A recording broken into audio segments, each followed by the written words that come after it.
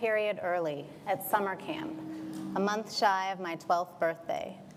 My mother had died 18 months earlier when I was 10 and my sister was 7. I daydreamed about telling Mom about my change and envisioned her being happy for me and then baking cookies for me, just like I'd seen on TV. But that's not how it went down in Albuquerque, New Mexico, circa 1988.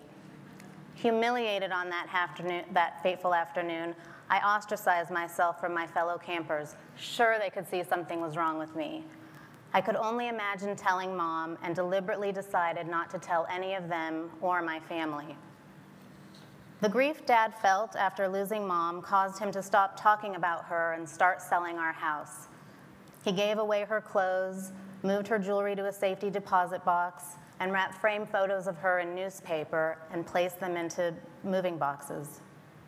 My East Indian father adopted a role of stoic widower, neatly packing up his feelings about our recent tragedy and never asking how I was doing.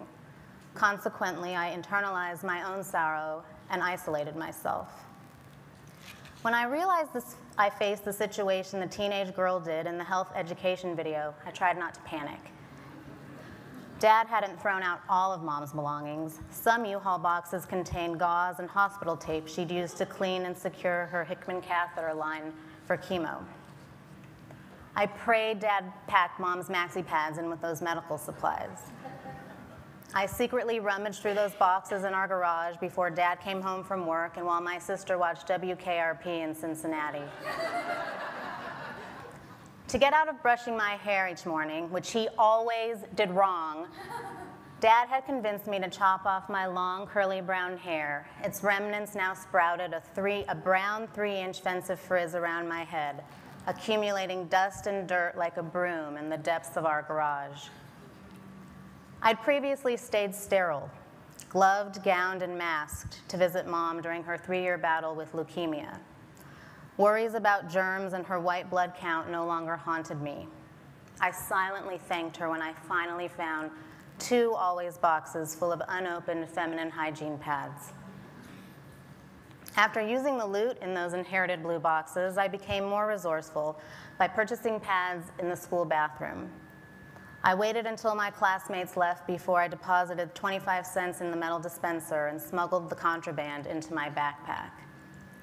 I also feared being found out at home. My little sister snooped and would have loved to find those pads and stick them to her forehead, or use them to make homemade knee pads for volleyball. I didn't know to track the days between my monthly visits, so on vacation to visit our California cousins, I wasn't prepared for the surprise I found while changing into my bathing suit. That evening, I shooed my sister and younger cousin out of a Mexican restaurant's bathroom so I could plug the tampon machine with dimes. While washing out my underwear in the bathroom sink later that night, my nosy, know-it-all sister barged in. "What are you doing? You know there's a washing machine downstairs." "I didn't bring enough underwear, okay? And I don't want to do a whole load," I mumbled while she looked on aghast that anyone living in the 1980s would hang underwear to dry. The next day at our family friend's house, I resorted to a new low. I asked to use their teenage daughter's bathroom and raced upstairs to ransack it. Underneath their pink porcelain sink, I found a box of Stay Free pads, a fourth of the way gone, and stuffed all of its contents into my Liz Claiborne shorts pockets.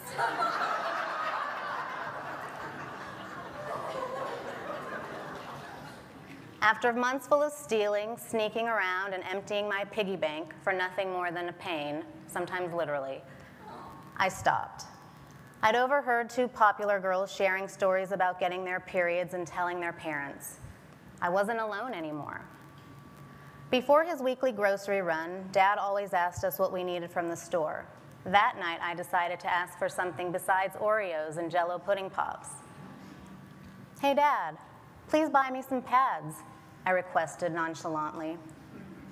He smiled and said, "Okay," while writing out PADS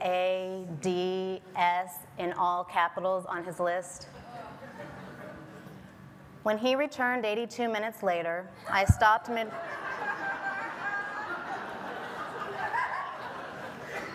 I stopped midway through my Spanish conjugation homework. Dad's stubby hand started unloading groceries. He handed my sister her box of fruit roll-ups. "Monica, here are your pads." Dad broadcasted his meshed Indian, British, and Midwestern accent while thrusting a tub of oxy-medicated acne pads in my face. "Acne pads," I screamed in horror. "Great," I thought. He noticed that I have pimples. Now I have this problem. Now I have this problem to deal with, and he has no idea what pads are. Blinking away tears, I cried, "No, I need feminine hygiene pads, sanitary napkins, you know, pads to use when you have your period." My usually jolly, brown-skinned, without the beard, Santa Claus of a father eyeballed me uncomfortably in silence. "Get your coat," he announced. I had no idea where we were going or what would happen once we got there. Dad had been faced with my problem and didn't stop to strategize or talk about it. He was a fixer. The sun's rays of pink and orange no longer hovered over the Sandia Mountains, portraying their watermelon namesake. The night's darkness hid their dense presence as Dad drove to our unannounced destination. Dad neither looked at me nor offered to play my Pointer Sisters tape like he usually did. I didn't cry. Instead, I observed my anguished reflection in the window, wishing Mom hadn't died and could comfort me during this nightmare. Dad pulled our ice blue Mercury Sable station wagon into the Kmart parking lot. I shuddered as he and I walked to the store's entrance. Was he going to ask a salesperson to help us? Did he even know what a menstrual cycle was? The parking lot and store both felt deserted.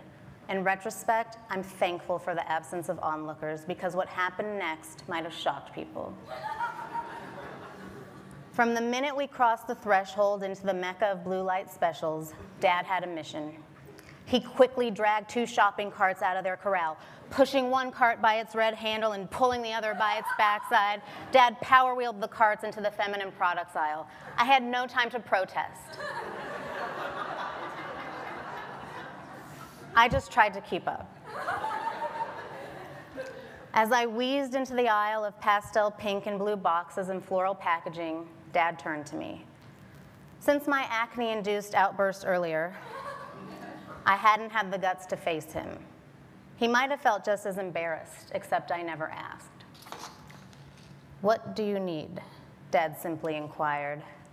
Unable to speak, I pointed my finger at the middle shelf crammed with boxes of Always Maxi pads. Dad required only those instructions. He started grabbing light blue boxes off the shelf like a contestant in a supermarket shopping spree.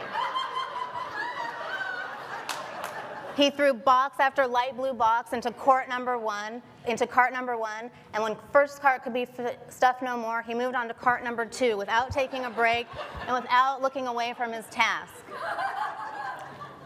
Minutes later, we stood in the checkout line,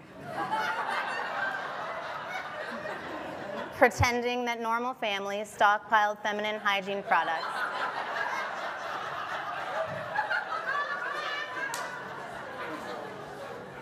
For their daughters in the hope that they would never have to buy the items again. Or ever speak about the topic of menstruation. I survived OxyPad's night without ever having the talk. Navigating through that awkward phase without my mother, I realized I could actually do it on my own. I also learned the virtues of buying in bulk.